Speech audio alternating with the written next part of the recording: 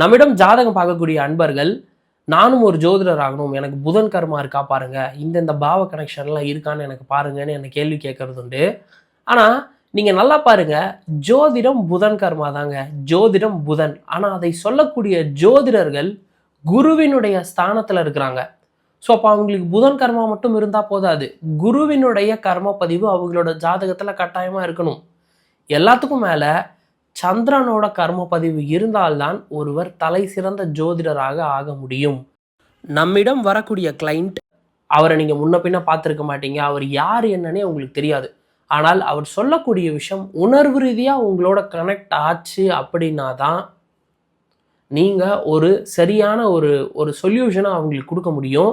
உங்களுக்கு client retain ஆவாங்க, உங்களுக்கு நல்ல பேர் கிடைக்கும், நீங்கள் அடுத்தடுத்த லெவல் போவீங்க.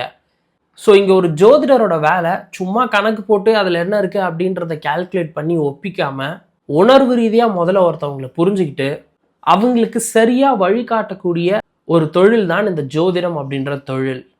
ஸோ ஒருத்தர் ஜோதிட துறைக்குள்ள வரணும் அப்படின்னா புதன் குரு கர்மாவோட சந்திரன் கர்மாவும் சேர்ந்துருக்கு அப்படின்னா நல்ல எதிர்காலம் இருக்குது இந்த ஃபீல்டில். ஸோ இந்த பதிவு உங்கள் எல்லாருக்கும் பயனுள்ள வகையில் இருந்திருக்கும் அப்படின்னு சொல்லி நான் நம்புகிறேன். கர்மம் அறிந்து தர்மம் செய்வோம். நான் ராகுல் சிங்காரவேல். நன்றி.